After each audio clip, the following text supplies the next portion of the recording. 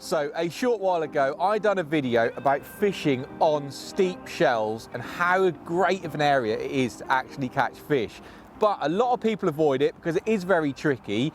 And the most important thing is the plumbing up. You've got to be ridiculously accurate. And in this quick bite, I want to show you exactly how I do that and break it down into a nice, simple video.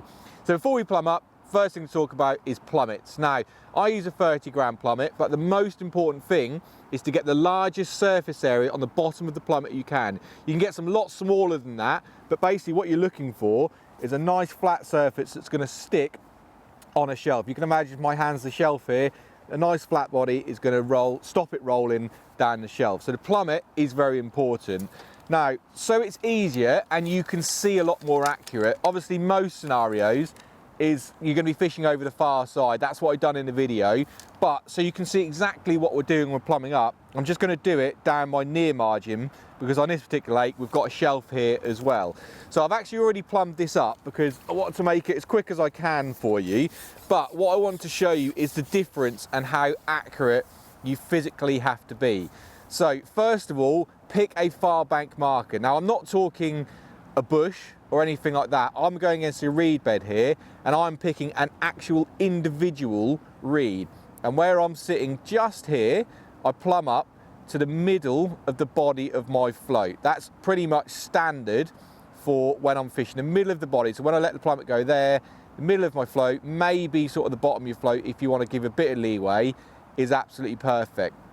But here's where you see that it's so important to be accurate, okay? So if I lift up the slope, which comes up to this bank, literally 3 or 4 inches, look at that, my whole float is out of the water. If I keep coming, 2 floats, probably, you know, now like half my rig is out of the water, and now I've only moved that a few inches, okay? So if I go back to my fishing spot on that reed, bang, there we go, middle of the body of my float.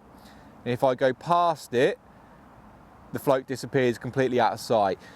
I'm literally moving that in a radius of 6 to 8 inches probably. So once you've found a little area and you're pretty happy with it, it's worth having a feel either side of it to see if there's anything else. So just there's a bit of a stone there because that is slightly shallower and you can really pick out depths and what's going on. And this side as well, again, this bit here is shallower. So if I go back to where I was, bam, here, that is exactly where I need to be fishing.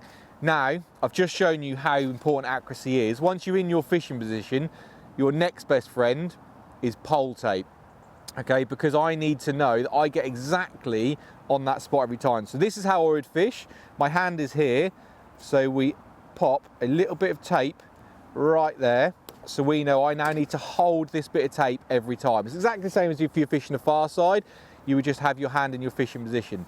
So look, let's show you it in one more time. My hand here is in my fishing position. I'm on my dead against my reed. Everything is super accurate. Bam, bottom of the body of the float, okay? If I go 2 inches to the right, float's gone. If I go 2 inches to the left, pretty much a whole float out of the water. And just as important, if I go 3 or 4 inches past my tape and my pole, again, look, it's not right. Half the float's out of the water. And if I come 3 or 4 inches this side of it, that's not too bad, that side. But basically, that is how important it is to get it super accurate. So have a good feel around.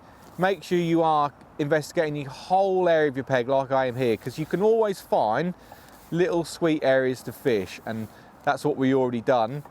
There we go. We've got the pole tape in my hand. The plummet sticking nicely on the shelf for that flat bottom.